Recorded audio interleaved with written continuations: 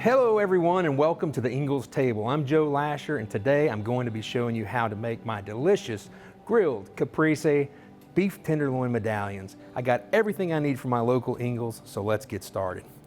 So you say words like Caprese and beef tenderloin and you've got my attention. I went to the Ingles meat department to the fresh meat counter and picked out two beautiful beef fillets. I've already got those on the cutting board and I cut them into medallions.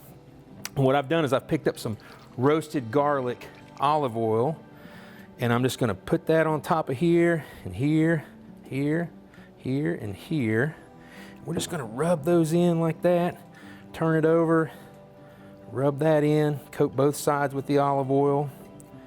And then once we have those coated, we're going to clean our hands, put a little salt and pepper on each one of those.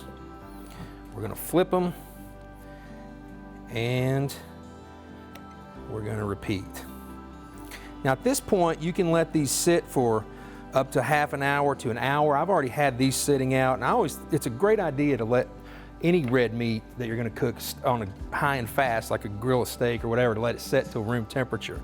So we've already done that with these. Now what I have are some panko breadcrumbs, or an Italian seasoned breadcrumbs. And we're not gonna like bread it as if we're gonna deep fry, but we're just gonna put those breadcrumbs right across the top of here, like this.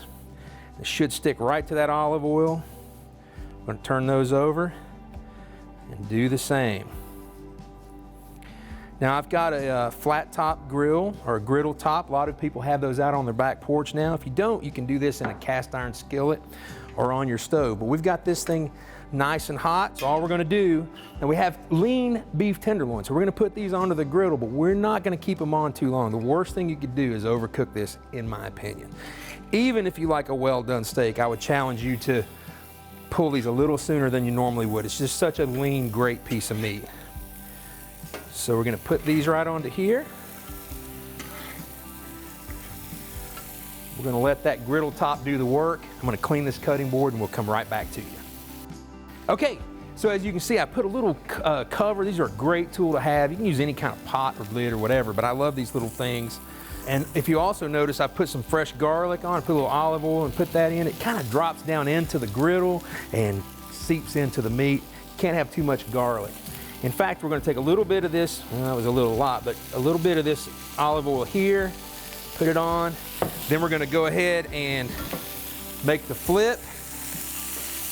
And you can see that nice crust. Now for me, these are pretty much ready to roll, already done.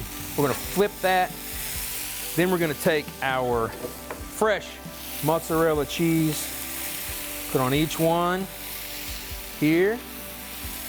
Take that, we're gonna pull our cover up just like that. We're gonna let that cheese start to melt.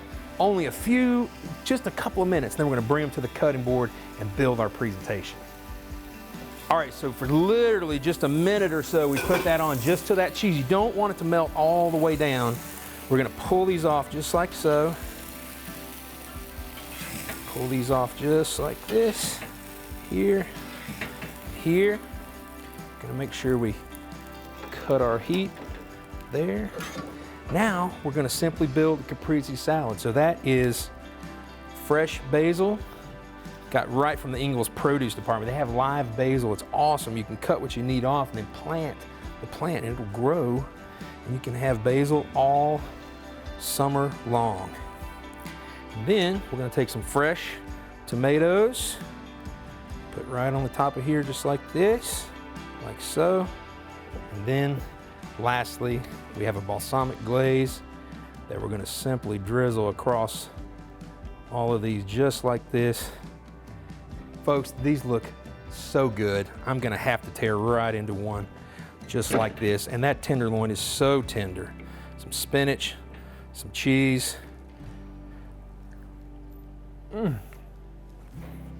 I would kiss myself. This is an unbelievable summer recipe. It's super easy. Any cut of lean meat, if you want to use sirloin versus tenderloin, you can do that. And I've seen folks use ribeye steaks. Caprese salad is amazing. on top of anything, but especially this beef tenderloin from the Ingles meat department. I want to thank you so much for joining me here today at the Ingles table. Be sure to check out the website for more tips, tricks, and recipes, and I'll see you next time.